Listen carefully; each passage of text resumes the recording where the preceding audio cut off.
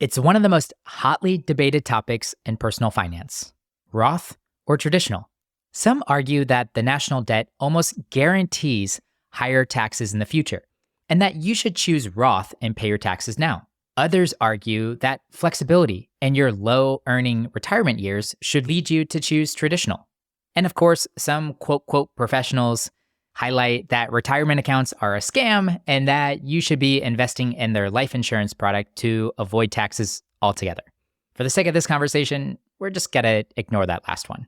At the end of the day, we all know the correct answer. It depends. It wouldn't be a controversial topic if there wasn't nuance in the decision. Many factors make it a personalized decision for everyone. So in today's episode, we dive deep into many of those factors to help you feel equipped to make this decision for your own situation. To help me with this goal, I invited on my friend in CFP, Rachael Camp. Rachael recently appeared on the podcast in episode 143. So if you want to learn more about her story and her thoughts on work optionality, get that episode queued up for after this. But in today's conversation, we jump straight into it, debunking bad advice, sharing a rule of thumb to decide if Roth or traditional is the right option for you. We discuss how unique factors such as which state you live in, RMDs, medical subsidies might impact your decision, and ultimately a case for why this decision should be revisited every year. So if you want to dive deep into the weeds about Roth versus traditional, this is the episode for you. I hope you enjoy my conversation with the owner of Camp Wealth, Rachael Camp. You know those moments where you think, I wish I would have learned this in school? Those are the topics that we love to talk about. Join me each week as I interview experts sharing their strategies for solving problems that us young adults will face throughout our 20s and 30s. So what are you waiting for? If you want new episodes about adulting advice every Monday, hit that follow button.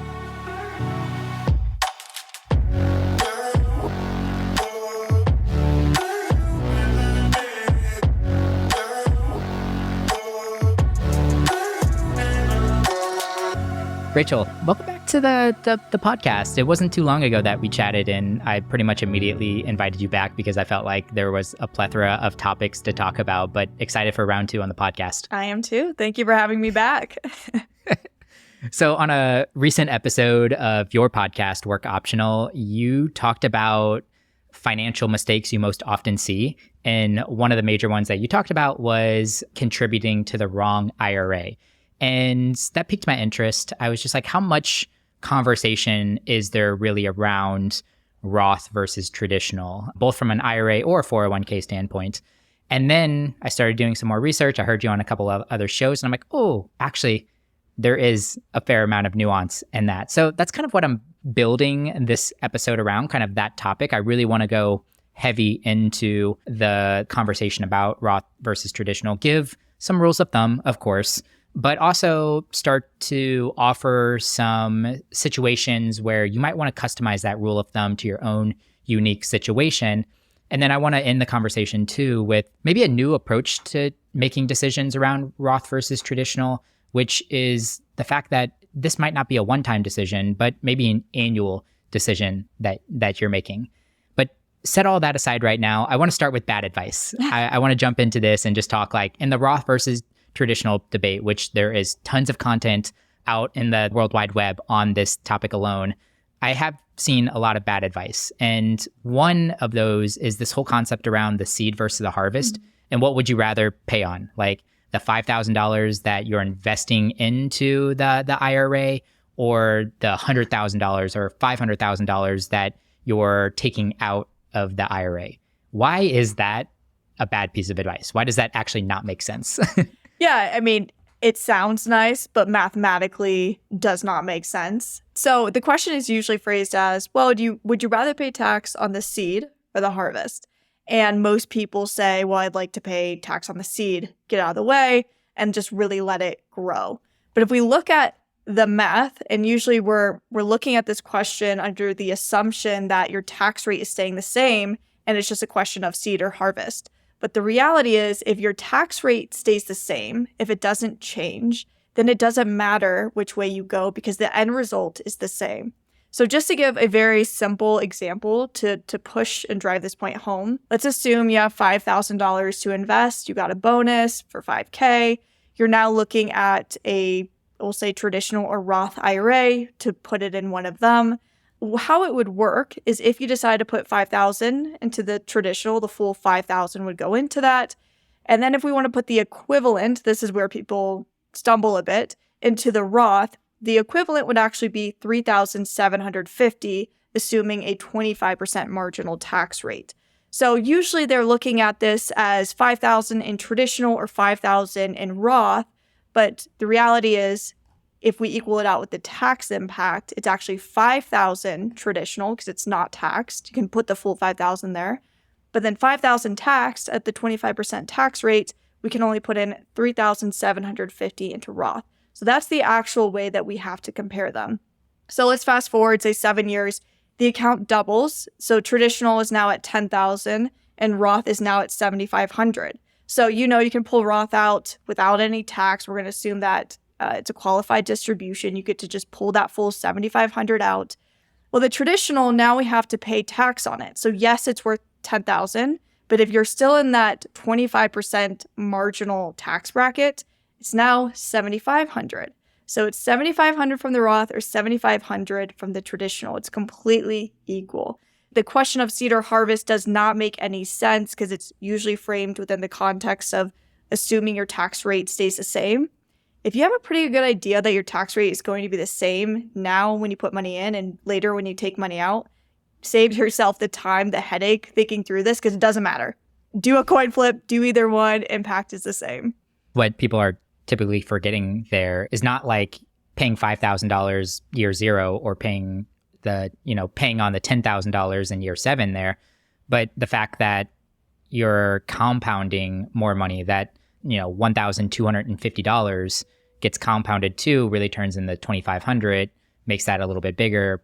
Therefore, you're making up the difference there, but at the same time, you're going to get taxed at a higher rate, or that bigger number has got to get taxed as well. Mm-hmm. Mathematically, once again, it's the exact same.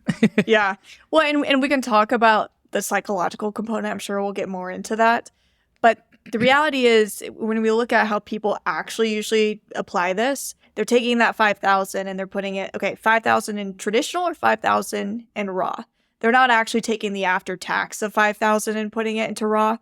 So it's actually an argument for Roth is that people usually end up investing a little bit more if they're going to go Roth or max out Roth because they're not taking those tax savings from traditional and investing them usually. It's, I guess you could say 1 point for Roth, and that in theory, it's equal. In practice, people a lot of times end up putting more into retirement accounts when they go Roth.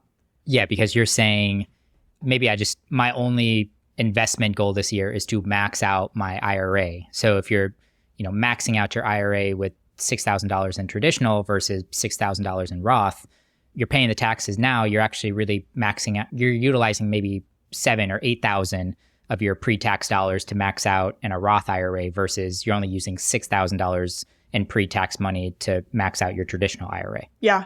If you want to max it out, you then have to turn around and take the tax savings from the traditional to make it equal if you were comparing the two. That's the other part of it is when people do go traditional, most of us aren't doing the math on, what are my tax savings from choosing traditional? And if we want to invest an equal amount, or if we're considering investing an equal amount, then part of that consideration has to be, if I go traditional, then I need to invest the tax savings from choosing that account. That makes sense. The other big piece of it, I think bad advice that I hear out there too, is the fact that taxes are bound to go up. And I've been hearing that for a long time now. That may be true, that may not be true, but historically, kind of looking back over the last few decades, what can you say or what can you talk about that might negate that or even make it bad advice? Yeah. So people, when they look at taxes, are kind of looking at it in a vacuum because they're just paying attention to tax brackets. So they're saying, I'm in the 24% bracket. Maybe before I was in 26% bracket or whatever it used to be. And they're right in that these tax brackets are historically low. If we zoom all the way out, tax brackets have been much higher and we are in a low period. What they fail to consider is that tax bracket is just one part of the equation. The other one is tax law. So yes, you might be in the 24% bracket, but the standard deduction is now higher and you have child tax credits. You have all these other deductions that might have been added Whereas before, yes, you were technically in a higher tax bracket, but maybe you had also less deductions available to you. So we can look at changes in tax rates, and we should. Tax rates changing does matter, but we also have to look at changes in tax law. So were deductions taken away or added this year? And when we look at that, and what we need to pay attention to is effective tax rate. That's the tax rate that we're actually paying. So I don't really care what my marginal tax rate is. If I'm getting a ton of deductions, then my effective tax rate might look completely different. I could be in the 24% bracket, but really only effectively paying 10% if I have a lot of deductions available to me. So if we zoom out and we looked at effective tax rate throughout history, it's actually been relatively fairly stable. So tax brackets can go all over the place, but effective tax rate has stayed stable. It's a little bit incorrect to try to anticipate where tax rates are going without considering the other big component of this, which is tax law changing. That totally makes sense to me. So let's transition into rules of thumb, because I do want to give people a baseline to start with. If they're maybe new to this decision, they don't want to think too hard about it. I want to give them a general guidance on like, okay, with a few factors in mind, this is maybe where I would suggest that you start. Putting all of this aside, and we really probably should have started this conversation, if we're really talking about the Roth versus traditional debate, like if you've gotten to the place where you're like, oh my gosh, should I be maxing out my IRA via Roth or traditional? You're probably already like 90% of the way to winning already. Like most of the battle is actually just investing in your future self, setting some money aside, letting compound interest do the work.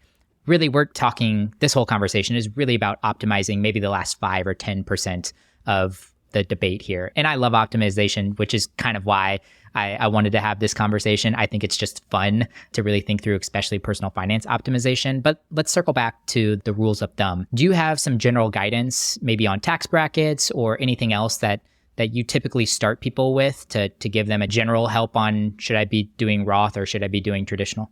Yeah, and I have a love-hate relationship with rules of thumb, with personal finance and my belief. Me too. Yeah.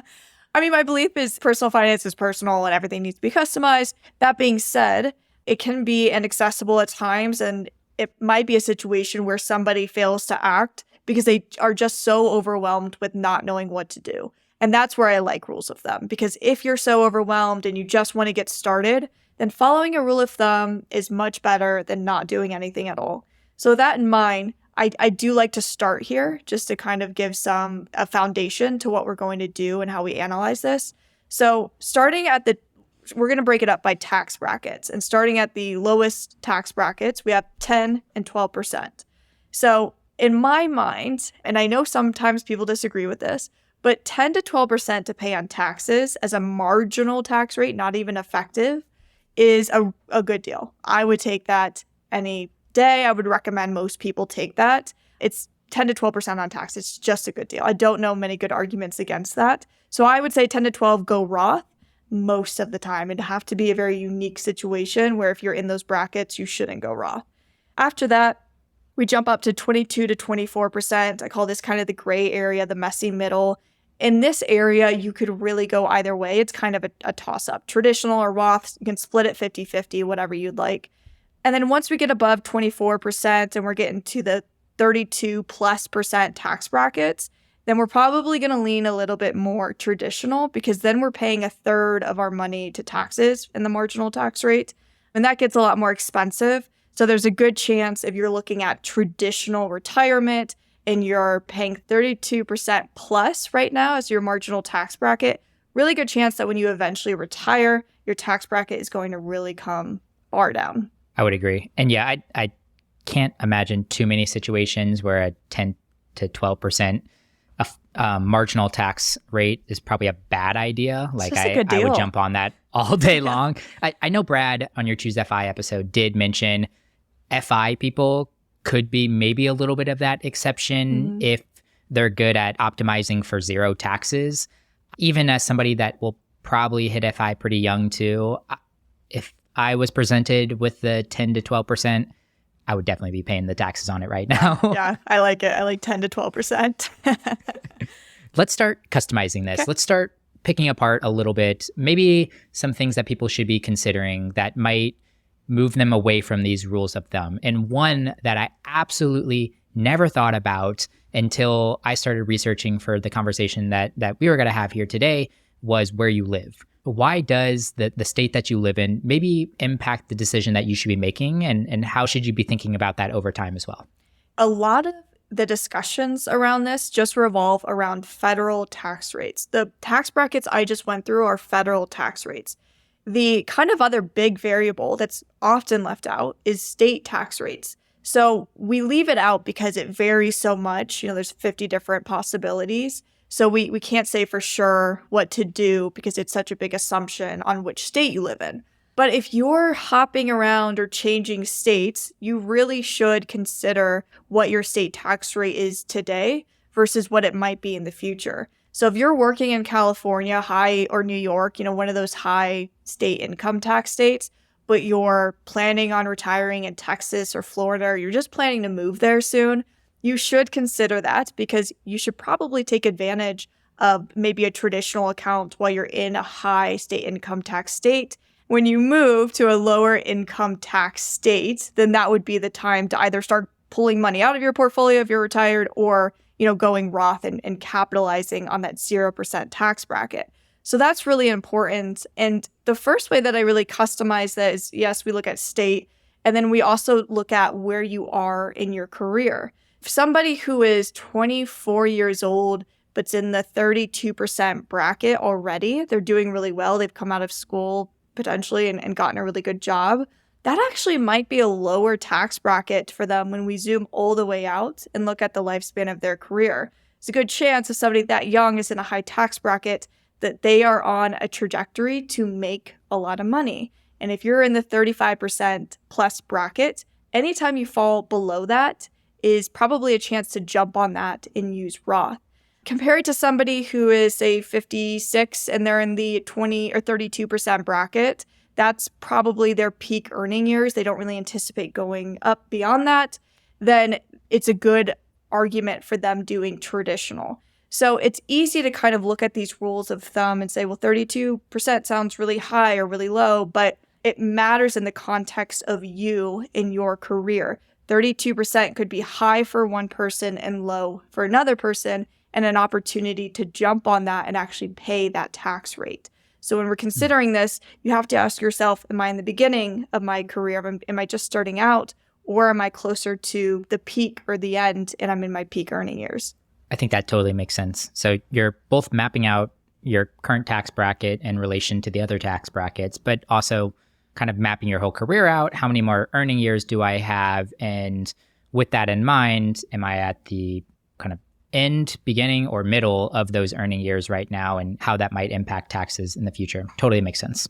What about RMDs? I also know that kind of comes up a little bit. Maybe if you could just step back and explain what RMDs are, especially for a younger audience. I don't think it's even really on my radar right now. So far and I don't away. know if that's a good. I don't know if that's a good or a bad thing, but I know should at least be a part of the consideration or conversation, right? Yeah.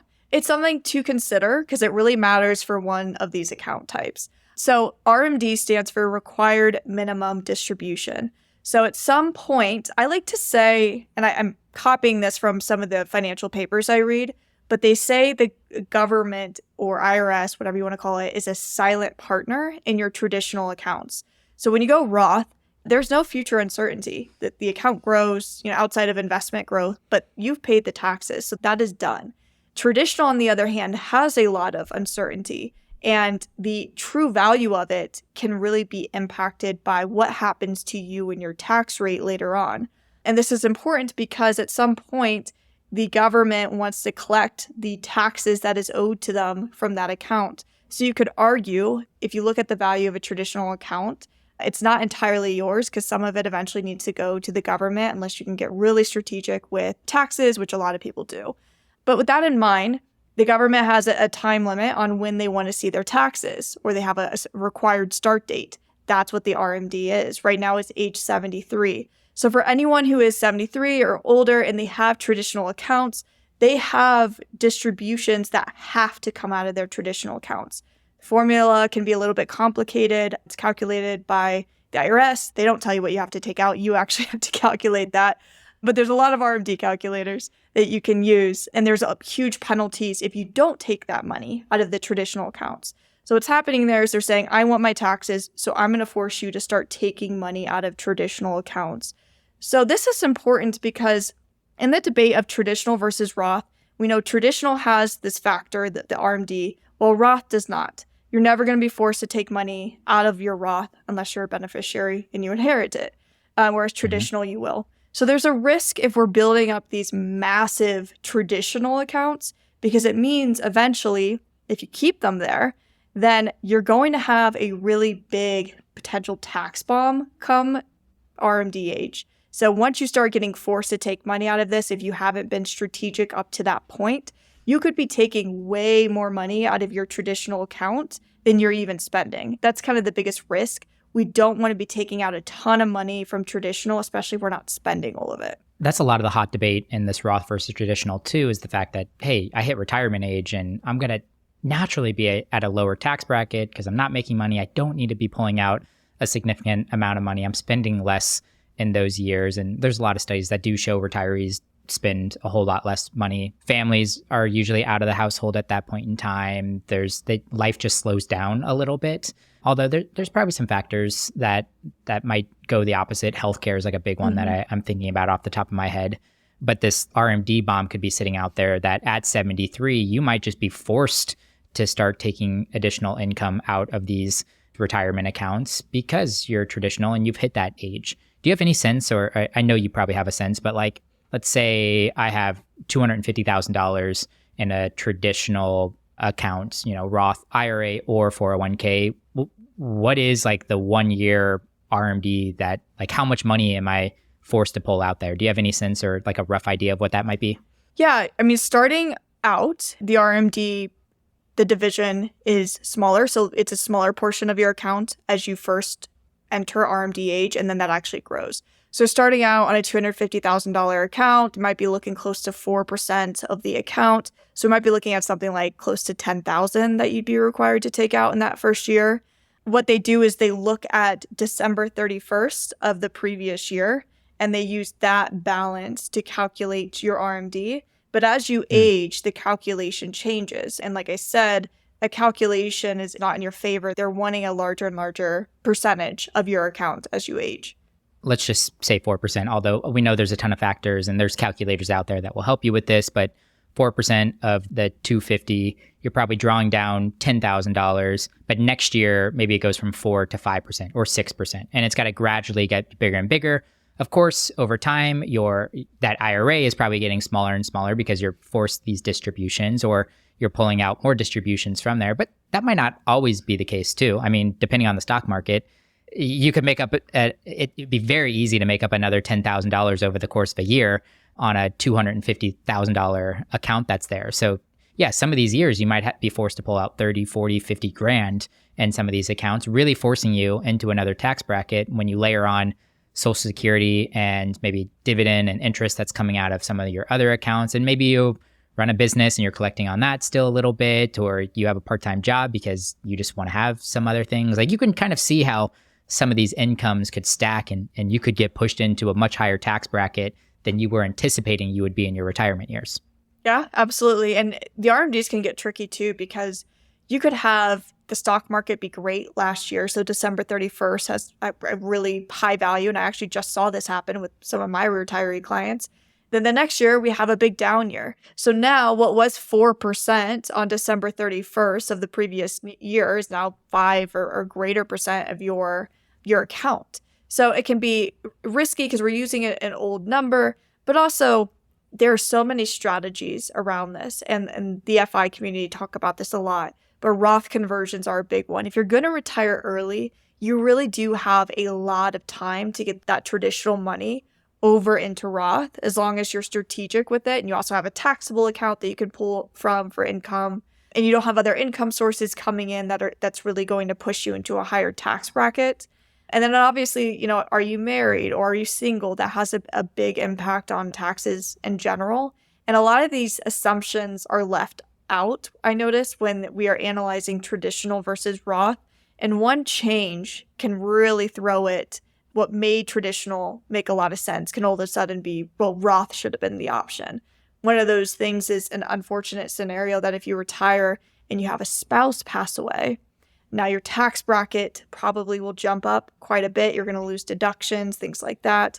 And things are going to get a lot more expensive if you're keeping relatively the same amount of living expenses after your spouse has passed away too. That totally makes sense. You did bring up financial independence. Many of listeners are pursuing FI in some degree. And I do like how you might have 20 or 30 years of some interesting opportunities to kind of maximize Roth conversions and to really find some years that you might be able to drive your effective tax rate pretty low, sometimes even zero, which is why I recently made a change. I was just like Roth over the whole last decade of my career, mostly because I'm like, my future self will just not hate me if I just pay taxes now. Yeah. Like that was like my line of thinking. Right. And then the optimizer in me changed my opinion on that. It was actually Sean Mullaney, episode 141, if you want to quickly scroll back and download that. It wasn't actually the focus of our conversation. We talked about how to pull money out of your retirement accounts early if you are pursuing financial independence. But he, through that conversation and research, convinced me to go traditional because we, of course, started talking about Roth conversions and there's tons of opportunity, which kind of leads me to my last point in this conversation, which is A, this is not a binary decision. And B, this is a decision that you can change on an annual basis. So what I mean by binary decision is we don't have to select all Roth or all traditional. And you kind of mentioned it in your rules of thumb. Maybe if you're in the messy middle somewhere, there is 50% one direction, 50% the other direction. And you might honestly just be forced into this if you are investing into a Roth 401k and your employer is putting their match in as traditional, like you're kind of forced already into a Roth traditional split there, but you're allowed to make any changes there.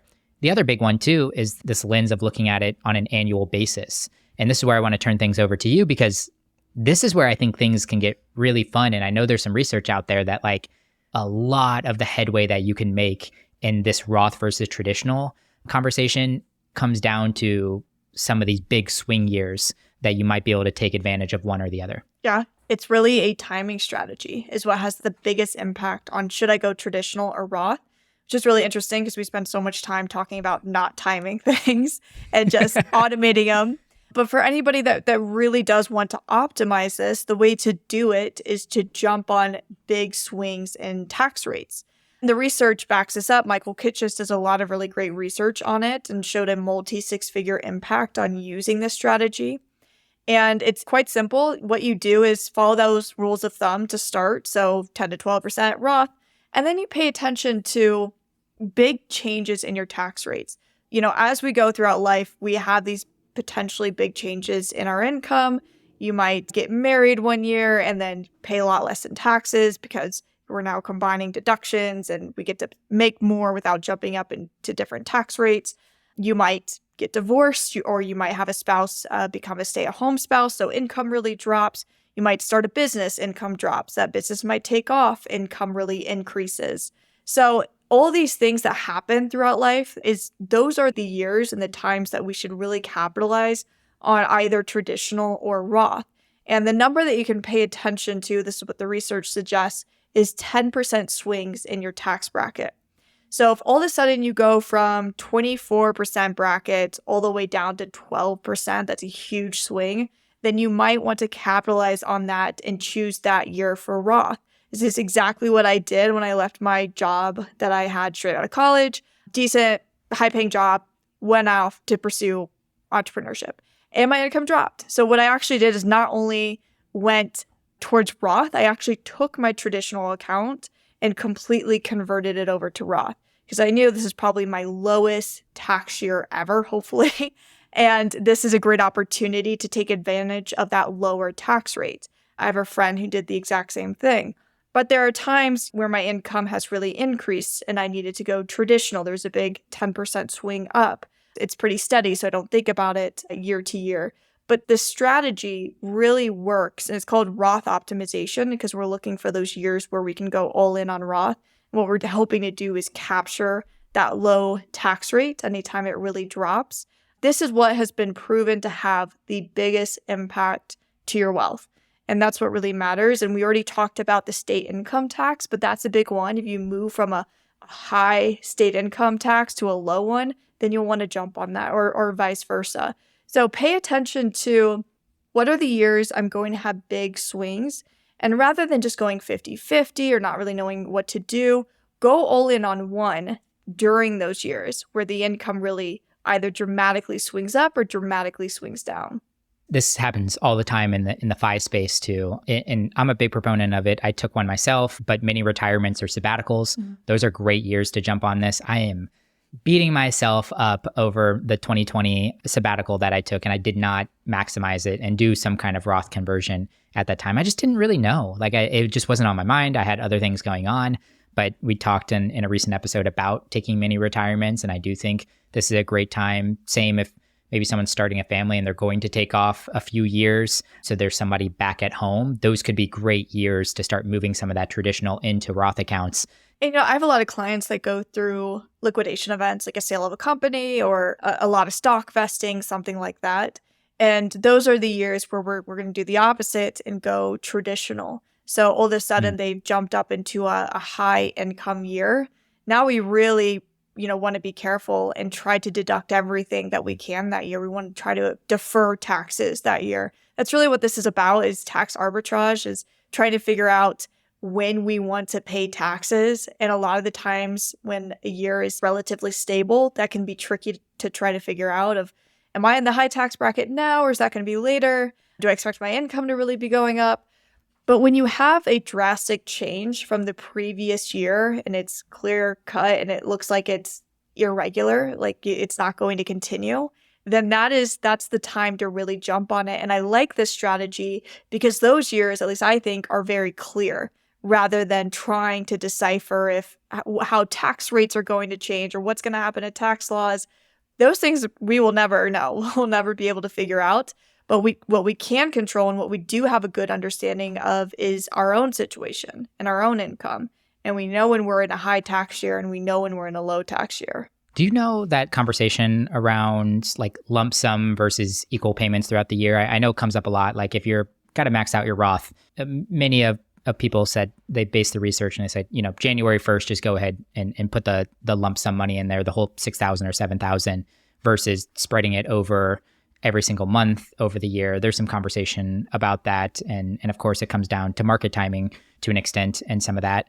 I'm curious if with this kind of Roth optimization in mind, and maybe if you don't exactly know where your income is going to fall that year, should you do the opposite? Should you almost delay the decision until the very end of the year to kind of decide, is Roth or traditional potentially the right fit for me? You can. It kills me to say this because it is a timing.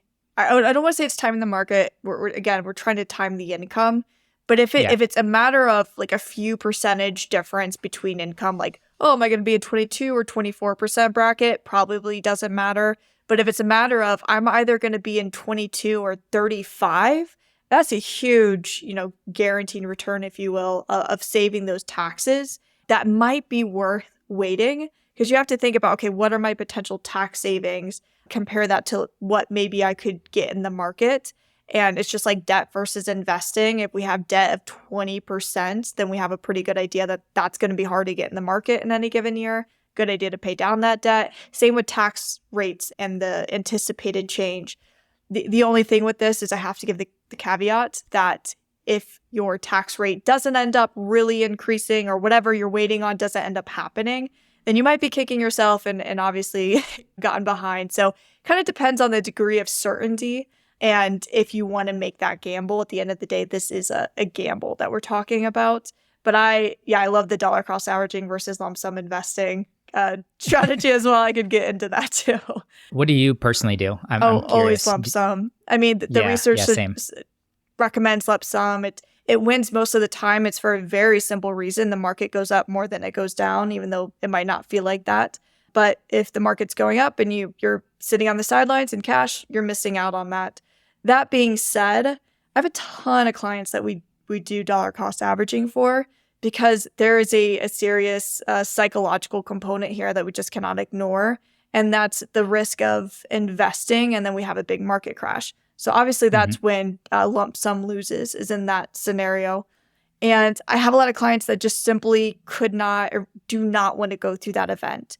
So we will create a dollar cost averaging strategy for them. What's important here is that you get invested in a fairly small time frame. So you're not pushing it out over 2 or 3 years. Hopefully you're getting everything invested within 1 year. And while things are sitting on the sidelines in cash, hopefully that's earning a decent interest rate as well. There's ways to minimize, the potential negatives that could come from dollar cost averaging. But personally, I like to go with the probability, so I go lump sum. I'm guessing you do that with your IRA. How do you handle your 401k? I don't know if you're in a solo 401k or a SEP right now, but I know that's a lot more challenging because you sometimes don't know where your income is going to land by the end of the year too. Do you have a separate strategy or similar strategy for your retirement account through self-employment? Yeah, my strategy is actually pretty simple. My income can be lumpy, can be irregular, it's different as a business owner. But what happens is as money comes in, a certain amount goes to taxes. I know I need to pay that, so I have a taxes account. I built up my emergency fund in case I ever need to pull from that if income were to really drop. But then I have what I need to spend and I invest everything else. So as the money comes in, whatever I can invest, I send it to investment accounts.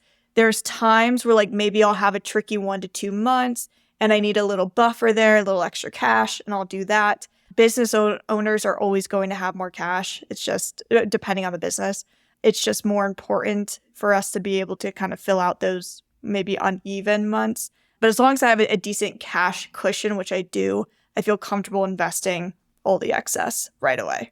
One other thing with Roth too, and I even hesitate to say this because I typically would never recommend it, but I feel like I can be almost a little bit more aggressive with my emergency fund because I know in a really, really bad pinch, I could potentially fall back on my Roth contributions, which once again, I would never advise. If you pull out your contributions and your Roth accounts, you can't put them back in, which is kind of a bummer, but maybe you don't have to build up a giant emergency fund knowing you could potentially fall back on that too if you were just in a really, really horrendous state. Does that line of thinking ever cross your mind? Yeah, it really depends on the person, right? I think that's a great strategy because I think I don't think you're going to be dipping into your Roth willy-nilly. I think you'd be really... Probably never. Yeah. Never. I think you'd be really disciplined about it. It's only the people where, it sets a bad precedent to start taking money out of retirement accounts. That's why I said it depends so much on the person. And you're right. It would kill me to take money out of my Roth because I could never put that back in. That's a real negative for it. But yeah, if you're somebody who's I want to get Roth money in here, but I also know I need to build up my emergency fund. Well, once that deadline has passed for contributing Roth, you can't go back and make up for it. That is a solid argument for, all right, let's just get it in the Roth because worst case scenario, I could pull it out in an emergency. Yeah, tread carefully there. We don't want to make a habit of pulling out of money out of retirement accounts. It should be a very, very last worst case scenario. Yeah, that's probably a better situation that you were illustrating there. If it's really the decision between funding an IRA, via Roth or funding your e-fund, maybe it makes sense once you built $1,000 or so in your emergency fund to transition over to your IRA, put that in via Roth and, know that you could potentially pull that out if you're getting into a bind. Yeah, absolutely. Yeah. And it depends on, okay, how much is in the emergency fund. If it's nothing, then we might need to prioritize the emergency fund for a little bit. But if it's a matter of, look, I have this big bonus coming, after the deadline, and I'll send all of that to the emergency fund once I get it, but I really don't want to miss maxing out my Roth for this year, then that's a scenario where I'd say, okay, that makes sense. Let's go ahead and take care of that because we're going to build up that emergency fund really soon. Rachel, any stone we left unturned in this conversation? Anything else that you feel like we should bring to the table and hash out in this conversation? Or do you feel like we kind of covered the majority of this Roth versus traditional debate? I think it's a good overview. We touched on this a little bit, but this is really an optimization strategy. And what matters is that you're investing, you're getting money into retirement accounts, or being a disciplined saver. Those are the big things. And those are the things that we really need to focus on getting right. If for whatever reason, this traditional versus Roth debate paralyzes you, you should ignore all of this and just make a decision or go back to the rules of thumb and follow that. Because that's what's really important. And, it's a difficult conversation to have because there are so many variables, some that maybe we're not even accounting for yet. And one change of one variable could throw the whole analysis off. So the worst thing you can do, like always, is do nothing. But if you're a huge optimizer, you really want to jump on trying to make this as efficient as possible, then I think paying attention to those big swings is a really good way to do it. I love that. Rachael, you're having these conversations all the time on social media, on YouTube, X, Instagram, YouTube. YouTube's my favorite. I think you're doing a great job over on YouTube. Where can people find you, get connected with you on those platforms? Yeah, so it's pretty much Camp Wealth everywhere for Instagram, YouTube. Twitter's camp_wealth, but I'm pretty active on there as well. YouTube is really fun and exciting for me right now. So if you're interested in video content, I'm trying to do that more. But also, I tweet almost every day. So I'm there too. And you're in the world of podcasting too. Mm-hmm. Once again, your show is called Work Optional. You co-host that with your friend Matt Garisick. Yep. Awesome. Yeah. So there's some fun conversation that you guys have over there as well. So Rachael, final question for you. I asked you this a couple of months ago. I don't know if anything else kind of comes to mind. So I'd love for you to change it up or go a different route potentially. But if you had the opportunity to teach a 16-week class to a group of graduating college seniors on a topic that isn't normally covered in the classroom, what would you teach and how would you teach it? I would think about this in terms of what do I wish somebody taught me? A lot of it is mindset based, honestly, rather than like technical things that I need to learn. I think risk is something that can be better explained to younger people because we tend to overestimate some things that are risky and underestimate risk in other areas. Obviously, I'm in the personal finance space. I see a lot of crazy, risky strategies. And it always fascinates me because I see so many young people willing to do like these crazy day trading and strategies like that are really risky. And then afraid to like jump into entrepreneurship. So it doesn't always, make sense. And I don't know how long this class could take, but a really good explanation and deep dive into risk with a really big emphasis on how much time you have to recover from failed ventures in your 20s. That's just the biggest thing that I wish somebody would have taught me. And obviously, things like compounding interest, but not just for investing, but also for your habits and your career. Those little simple things that you can do every day that feel very boring, but over the long run can have a huge impact on your career. I don't think I was ever really taught compound interest until I got to college and got into finance classes. Outside of the context of money and finance and investing, compounding interest is a really important concept. You can apply to almost any discipline or any strategy in your life. So that combined with risk and a true understanding of risk taking, understanding how to calculate estimated risk and showing that the calculated risk of day trading does not look great versus calculated risk of going all in on something that you are really willing to put the work in and have a lot of knowledge about. I just see that really not evaluated correctly. And that's the thing I wish I would have known. And just like evaluating what's real risk and what's not maybe risky on the onset. You mentioned starting a business, and for a lot of people, it's like not that risky. Or you can pair it back. You don't have to go all in on entrepreneurship, but can you have a 9-to-5? And then after your 9-to-5, can you jump on and start investing in something that you really want to build? And then when it gets to a certain place, maybe you can jump into that a little bit further. And at the end of the day, like if that fails, but you learned a lot, like what is risk in that context? So yeah, I think there's a lot of nuance in that conversation and a lot of potential examples that could be played out. So it'd be a very well worth class to take. So this is my friend Rachael Camp over at Camp Wealth. Rachael, as always, feel free, come back anytime. I know you were teasing out something big in the works here. So hopefully you're back on sometime in 2025 and we're talking about that project that's in the works right now. Yeah, I can't wait. I hope so. Thanks, Rachael. Thanks, Justin. Thanks for listening to the episode. As always, I appreciate your kind words. If you want to leave us a rating and review on your podcast player right now, that would absolutely make my day. If you want to find episode show notes, our blog, and other great resources, head over to tsirpodcast.com.